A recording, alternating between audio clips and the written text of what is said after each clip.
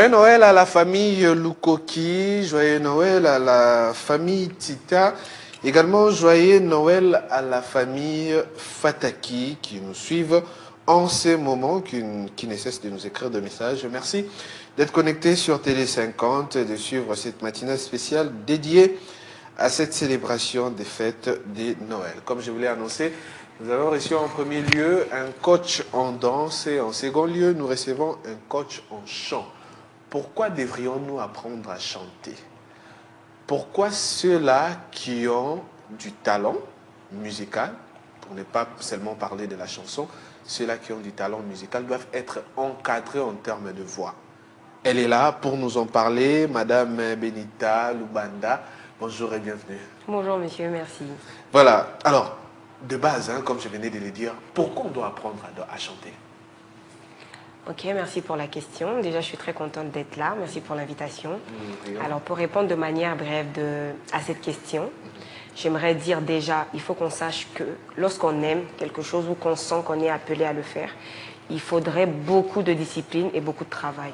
Aujourd'hui, beaucoup veulent être appelés des grands maestros ou être vus d'une certaine manière, mais dans le fond, ils ne veulent pas être formés ou apprendre un peu plus en la matière.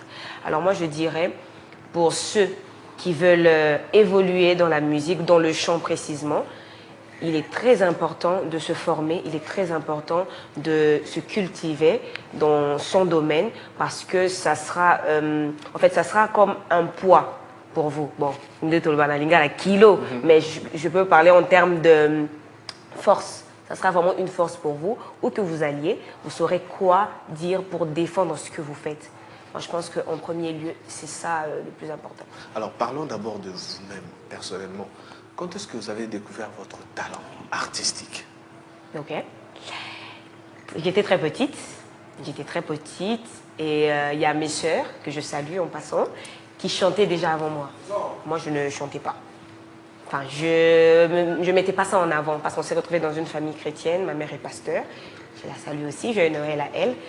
Et c'est là que j'ai grandi dans cette atmosphère-là d'église. Mais je ne savais pas encore que c'était vraiment... Église chorale. Oui, église chorale. Mes sœurs étaient à la chorale, mais moi, c'était pas trop... Je regardais juste de loin. Je regardais de loin. Alors, qu'est-ce qui s'est passé? Une fois, ils étaient en train de répéter avec le frère David Tabera. Salut aussi. Ils étaient en train de répéter. Et du coup, moi, j'étais à côté en train de jouer. Une petite fille en train de jouer tranquillement. Et en jouant, je chantais.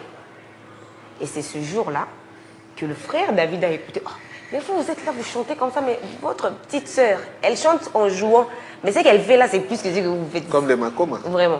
Et puis il a dit, appelez-la moi, s'il vous plaît. Et que, elles m'ont appelé, je suis venue, et le frère David Tabera a dit, à partir d'aujourd'hui, tu vas commencer à répéter avec nous. Tu vas commencer à travailler avec nous. Puis j'ai dit, oh, travailler avec vous comment? Oh non, tu vas être là. Même si tu ne veux pas, tu vas rester là. Et c'est là que j'ai développé cette envie-là de grandir dans cet appel-là, dans cette vocation-là. Et c'est parti de là. J'ai intégré la chorale, j'étais la plus petite de la chorale, mais celle qui excellait vraiment en ça. Et c'est là que j'ai découvert cette passion-là, du chant, de la musique. Et je me suis dit d'aller étudier la musique, c'était difficile, aux parents d'accepter et tout. Et au final, ils ont fini par accepter. Je suis allée faire les humanités artistiques à l'INAS et je suis diplômée en musique.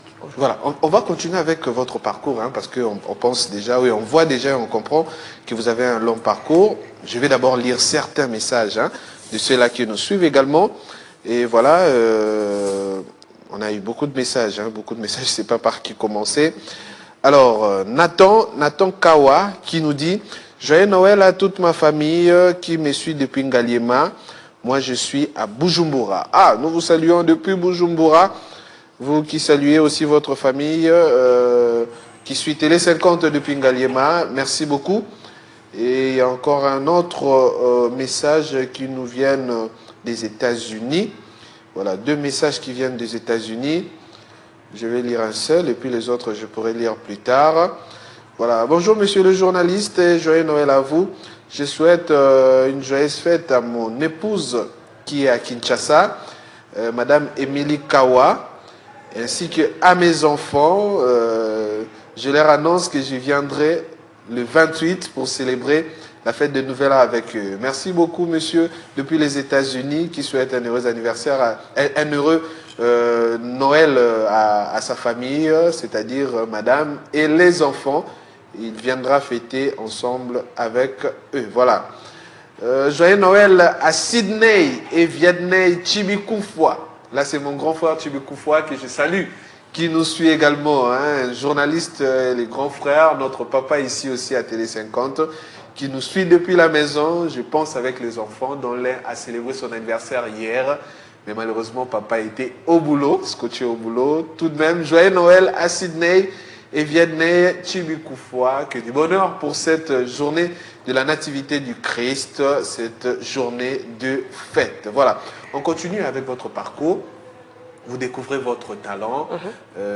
Alors, l'intégration dans la chorale, ça a été comment?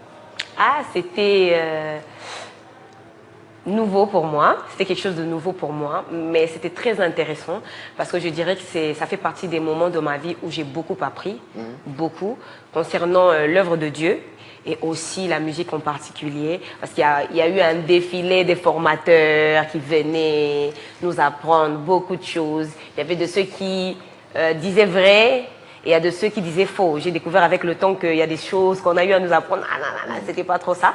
Mais il a fallu que je passe par là pour différencier le vrai du faux. Donc du coup, c'était vraiment intéressant pour moi. Je dirais vraiment, je dis merci à Dieu de m'avoir permis de passer par là. Et ça restera toujours gravé quelque part dans mon cœur. Et finalement, vous devenez coach. Comment êtes-vous devenu coach? Comment avez-vous franchi toutes ces étapes pour devenir coach aujourd'hui?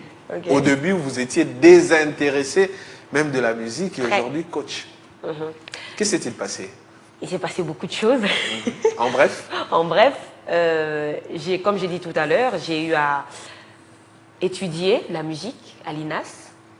Donc je suis formée pour former aussi les autres. Et donc du coup, je dirais, j'ai pas voulu laisser cette casquette-là de formatrice à côté. Et j'ai voulu vraiment me servir de tout ce que j'ai comme force pour permettre aussi aux autres de passer, de parcourir ce que moi j'ai pu parcourir. C'est vrai que c'est pas facile au début, mais comme je le dis toujours à ceux que je forme, c'est possible de partir de zéro. Tu te considères pas ta voix et demain devenir une référence. C'est-à-dire les gens lorsqu'ils t'écoutent, ils ont envie d'apprendre, ils ont envie de se surpasser. Donc c'est ça. Alors ceux-là que vous encadrez, parmi eux, est-ce qu'il y a des enfants?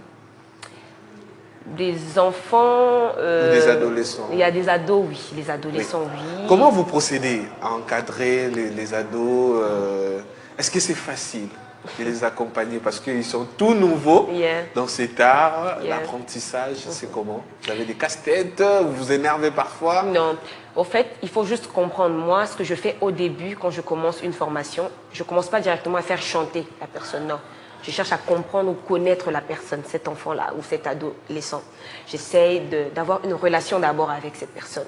C'est-à-dire connaître ses faiblesses. Comme il y a une, Darcel, que je salue, que j'aime beaucoup, elle avait un problème de timidité et elle n'avait pas confiance en elle.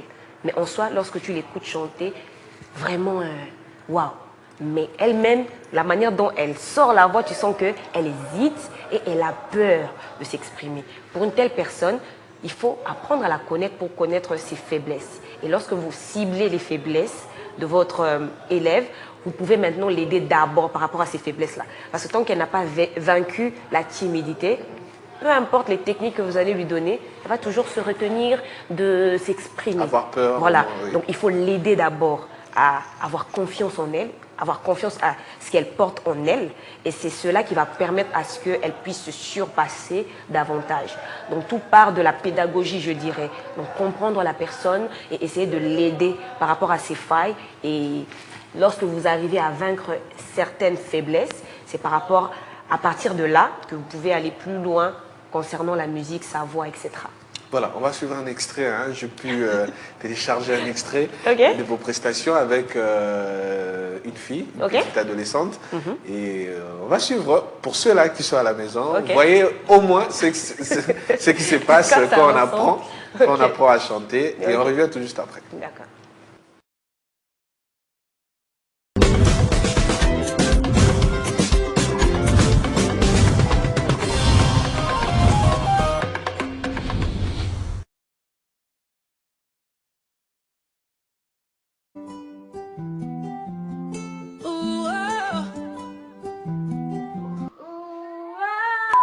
Amanda Malela a fait. Oh, ah. Toi, tu fais. Oh, ah. C'est différent de. Oh, ah. Essaye. Oh, ah. Oh, ah. Oh, ah. Oh, ah. Oh, ah. Oh, ah. Oh, ah. Vas-y, essaye de notre place. Oh, ah. Si tu l'avais fait avec moi, fais le seul, s'il te plaît. Oh, ah. Oh, ah. Oh, ah. Et vous, et vous, et vous, et vous, avez-vous le même problème? Non, il faut savoir décortiquer les notes dans le mouvement de la personne. Elle a fait ouah. Rapidement, ça fera ouah. Ça viendra. Essaie. Ouah.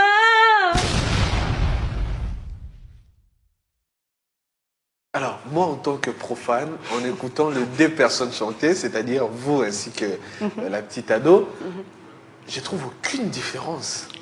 Alors, où est la faille dans ça? En tout cas, vous, en tant que coach, la faille se situe à quel niveau? La faille se situe à tous les niveaux, à ce qu'elle est en train de reproduire. Et c'est ce que j'essayais de lui expliquer. Donc, je vous donne un exemple. Vous dites que vous êtes profane, mais j'espère que vous allez comprendre.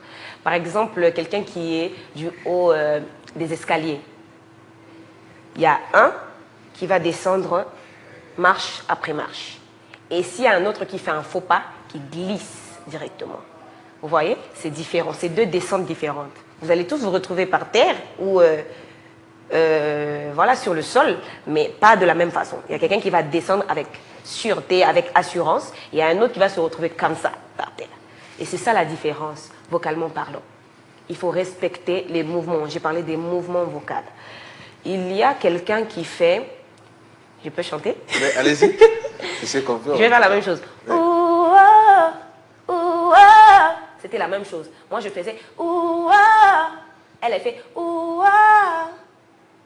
Moi, je descends les marches avec assurance. Elle glisse, elle tombe.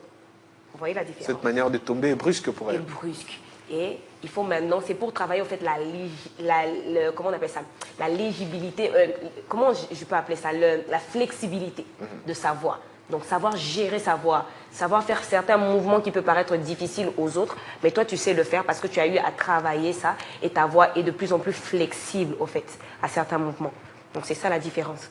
Alors vos cours ne sont que pratiques ou bien il y a aussi la théorie? Il y a aussi la théorie, mais je préfère pas, c'est vraiment, ça peut être vraiment 30% théorique et 70% pratique. Je mise beaucoup sur la pratique parce que je pense que c'est comme ça qu'on peut mieux évoluer directement. Parce que s'il faut y aller théoriquement parlant, j'ai eu tous les cours qu'il faut, mais très souvent, ça peut encombrer. Donc je donne un peu de pratique et un peu de théorie, mais beaucoup plus la pratique. Alors, moi, en tant qu'apprenant, je viens m'inscrire pour apprendre à chanter, les cours de chant. Pendant combien de temps je pourrai avoir la maîtrise? En tout cas, si vous êtes motivé et déterminé, je précise, en moins de 6 mois. Même pour ceux-là qui ne savent pas chanter? C'est différent. Il y a ceux qui ont quand même des bases, c'est-à-dire qui peuvent chanter juste et qui veulent juste améliorer beaucoup de points parce qu'il y a beaucoup de soucis vocalement parlant. Il y a des soucis de souffle, il y a des gens qui ont des problèmes de souffle, il y a des problèmes techniques comme tout à l'heure vous venez de suivre, ça c'est plus technique, vraiment comment bouger sa voix, etc. Il y a de ceux aussi qui ont des soucis, je dirais, de justesse, par exemple rester juste dans une note. C'est des problèmes un peu départagés. Là, c'est par rapport à quelqu'un qui a déjà certains... truc musical, c'est vraiment Moutaza qui l'a la musique. Elle s'est déjà découverte. Yebi déjà, mais elle a amélioré. Là, c'est une autre catégorie de personnes. Maintenant, de l'autre côté, pour ceux qui ne connaissent pas la musique, qui ne savent pas chanter, qui n'ont rien à voir avec la musique, ça peut prendre plus de temps. Parce que là, c'est un peu comme si tu as perdu l'usage de tes jambes et on veut t'aider à retrouver l'usage de tes jambes. Donc, tu dois passer par la kiné, on doit te faire des massages, on doit. Donc, c'est deux personnes différentes. Pour ceux qui ont déjà certaines notions, et qui veulent s'améliorer, ça peut prendre 6 mois ou peut-être moins si la personne est déterminée. Mais pour ceux qui ne connaissent rien, ça peut prendre plus de temps parce que c'est vraiment une rééducation, je dirais. Alors, votre métier, Madame Benita Lubanda, fait face à l'autotune aujourd'hui dans les studios de musique. Il y a des ceux-là même qui nous suivent, hein, qui peuvent dire, ben ok, ça la Nini Kuna. Il y a déjà l'autotune, on peut arranger ma voix, je peux mal chanter. L'ingénieur des sons peut moduler, arranger facilement et puis ça sera nickel à la sortie. Alors, quelle est votre opinion à cela, l'autotune qui combat votre métier? Moi, je dirais vraiment, il ne faudrait pas réfléchir comme ça. Moi, je m'adresse à tous ceux qui disent ça, parce que le studio, c'est très bien. Vous allez remarquer aujourd'hui, il y a beaucoup d'artistes, même des grands, qui ne savent plus chanter sans autotune, parce qu'ils se sont habitués comme ça. Parce qu'ils savent qu'on live, parce qu'un vrai artiste, moi, j'aurais appris qu'un vrai artiste, c'est le live. C'est-à-dire, c'est ta voix pure, lorsqu'on sait être touché, quand c'est ta voix pure, quand c'est pas une voix travaillée au studio, vraiment l'ingénieur a pris le temps d'arranger. Nous, on passe du temps au studio, moi je dors des fois au studio, on sait comment ça se passe. Donc place au bêta qui n'a faux, parce que en adapter un go d'une certaine manière et comme très propre et bimi penze va te basser peli, mais ils savent pas que là-bas c'était n'importe quoi. Alors moi je dirais vraiment travaillons. C'est mieux quand c'est authentique parce que des fois tu vas aller au studio, tu vas poser la voix. Mais si déjà ta voix, elle a déjà une certaine authenticité, elle est déjà belle à écouter, tu ne vas pas donner trop de travail à l'ingénieur. Et puis l'autotune, ça ne sera pas partout. Il y a des concerts, il y a des lives, comme là, l'émission. J'ai dû faire « Oh, ah !» Je vais vous dire « Attendez, on arrête, on va mettre l'autotune. Oui. » Non, là, c'est du vrai moi. On sait savoir que c'est authentique. Voilà, ce que je présente est vrai ou ce n'est pas vrai. C'est moi. Donc on sait que ce que je présente là, c'est moi. Des fois même, je mets des vidéos sur TikTok. C'est du live. Mais il y a des gens qui demandent en commentaire, est-ce que c'est vraiment vous qui chantez? Mais c'est moi qui chante, comment on n'arrive pas à croire? Parce qu'aujourd'hui, les gens s'habituent à ça, à la facilité. Il y a l'intelligence artificielle là. Il y a des chansons même, il y a l'intelligence artificielle. Vous écrivez juste les textes. Et puis, les obima très propres. Donc, biso, tout ça, tout ça, ce sont des difficultés de votre métier. Hein? C'est très difficile. Alors, hormis cela, quelles sont les autres difficultés que vous rencontrez dans votre métier? Dans notre métier, aujourd'hui, c'est l'intelligence artificielle, on l'a dit tout à l'heure. C'est aussi le manque de considération. Très souvent, c'est ça. Surtout quand vous êtes très proche d'une certaine communauté, d'un certain groupe de personnes, on aura du mal à te considérer, toi, pour ce que tu fais. Comme moi, ce que je fais. La plupart des gens qui me contactent pour des coachings, etc., c'est des gens que je ne connais pas, hein, qui me contactent sur les réseaux, etc. Mais il y a beaucoup de gens autour de moi qui ont des lacunes et qui savent que je peux aider, mais qui ne veulent pas m'approcher, qui ne veulent pas. Voilà, je remarque que je ne suis pas la seule à me plaindre à ce sujet. Il y a beaucoup de gens qui s'en plaignent. Donc, c'est-à-dire, on n'est pas beaucoup considéré dans ce que l'on fait. Même en termes de rémunération, quand tu dis, voilà, pour le coaching, il faut tac, tac, tac. Ah, eh bien, les boys. Ah, eh bien, les comment? Moi, je prends mon temps, je prépare des cours, je te donne des conseils, je te motive, je suis là derrière toi. Et pour si peu, tu dis que Eza est belé boy, mbongo. Vous voyez un peu? Donc, il y a toutes ces choses-là qui découragent un peu. Qui découragent, voilà. Mais vous demeurez dans votre métier parce que vous l'aimez? À fond. C'est ma passion. Genre, vraiment, moi, la musique, s'il n'y a pas la musique, je ne sais pas. Je fais tout avec la musique. Je dors avec la musique des fois. Je me réveille en écoutant la musique. Je marche en route avec la musique dans les oreilles. Donc, vraiment, la musique, pour moi, c'est un autre niveau, quoi. Alors, on va terminer avec vous, Madame Benita Lubanda.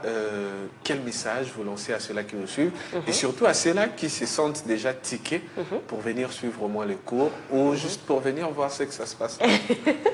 Ok, déjà, j'aimerais dire, je ne suis pas seulement coach vocal, je suis chanteur gospel et artiste musicienne. Et de l'autre côté aussi, comme on m'a présenté tout à l'heure, je suis coach vocal à mes heures perdues, si je peux dire ça comme ça. À mes heures perdues, mais vraiment, je fais avec mon cœur. Alors, si tu es là, tu me suis et que tu aimerais bien améliorer ta façon de chanter, même développer une certaine estime de soi, parce que c'est très important. Prendre son téléphone, se filmer, il y a ces gens, je connais des gens qui se filment et après ils collent des stickers sur leur visage pour qu'on ne voie pas que c'est eux qui chantent. Ça, c'est déjà un problème de confiance en soi. Alors, tu veux améliorer ton estime de soi, vraiment faire confiance en ce que Dieu a mis en toi, à ton potentiel. J'aimerais bien, si vous voulez, me contacter et que l'on puisse travailler ensemble. Moi, je le dis toujours, on travaille ensemble. C'est-à-dire, je peux aussi apprendre de vous et vous apprenez de moi et qu'ensemble, on puisse développer quelque chose de fort et d'indestructible.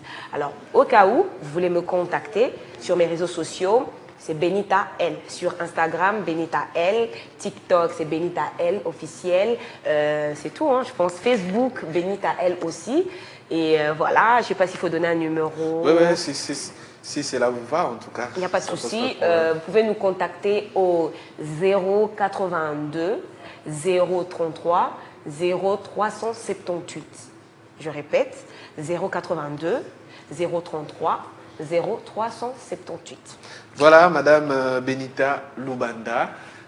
Merci beaucoup d'avoir répondu à notre invitation. Merci d'être passée. De vœux?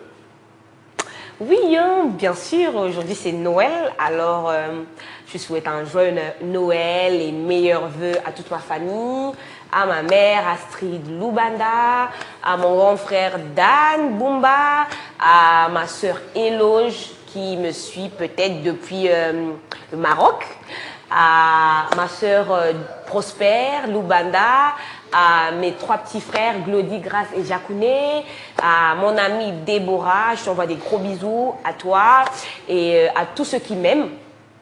Meilleurs vœux, je vous aime énormément et on se retrouve en 2026 pour des bonnes choses. Merci beaucoup, Madame Benita. On va recevoir notre dernier invité après cette transition, bien évidemment, je voulais dire. Il s'agit bien des bébés papas avec son équipe. Voilà, on va parler de l'enfance, de la carrière, ainsi que des projections à venir. Et c'est tout de suite après cette transition. C'est